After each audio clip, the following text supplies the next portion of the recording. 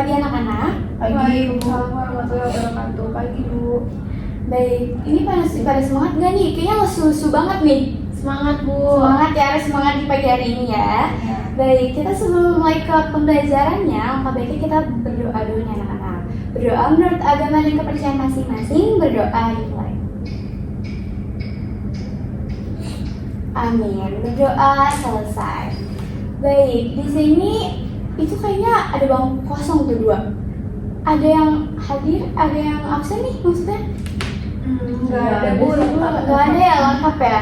Oke. Karena sebelumnya kita juga udah ngebahas nih, ada yang masih ingat gak sih pembelajaran sebelumnya itu apa? Oh, manajemen organisasi masih. Iya, betul banget, manajemen organisasi. Nah, kali ini kita bakal mempelajari juga kaitannya sama sebelumnya nih, terkait manajemen. Nah, di sini ada yang tahu? Sekarang kita mau ngebahas apa?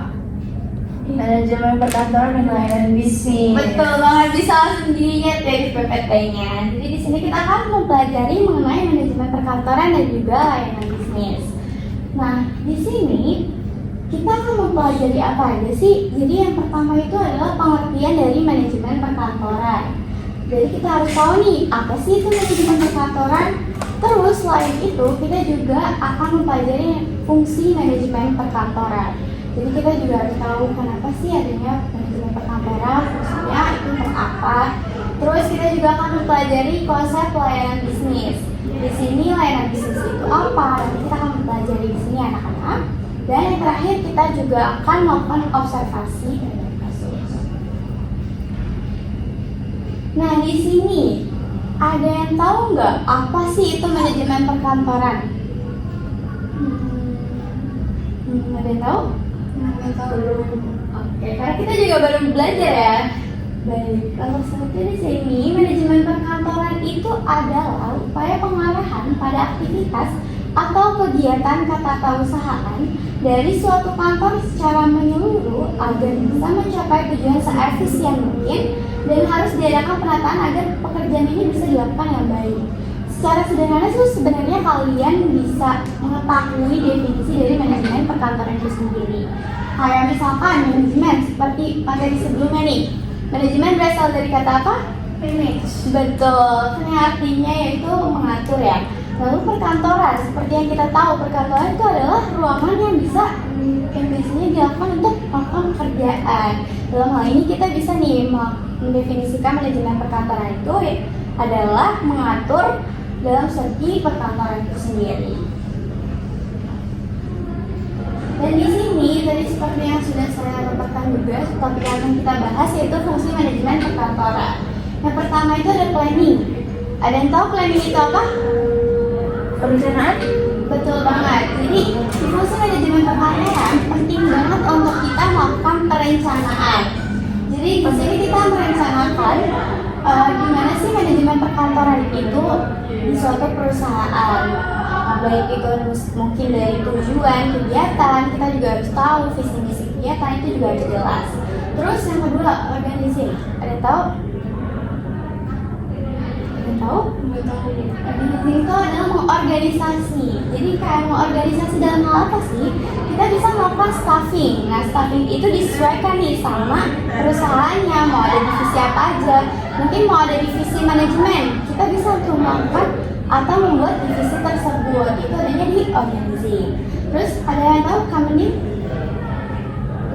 Pengarahan ya anak-anak. Jadi di sini kita mengarahkan. Jadi selain tadi kita udah membuat perencanaan, kita udah staffing nih, kita juga harus mengarahkan supaya program-program atau kegiatan perusahaan itu bisa dijalankan dengan baik. Lalu yang terakhir itu adalah controlling. Kayaknya kalau controlling itu udah sering kita dengar ya, yaitu kita mengkontrol, kita melihat dan mengawasi kalau misalkan kinerja dari perkantoran itu bagaimana sih, apakah sesuai dengan perencanaan awal atau tidak. Nah, di sini kita masuk ke layanan bisnis. Ada yang udah pernah dengar layanan bisnis itu apa? Belum ya?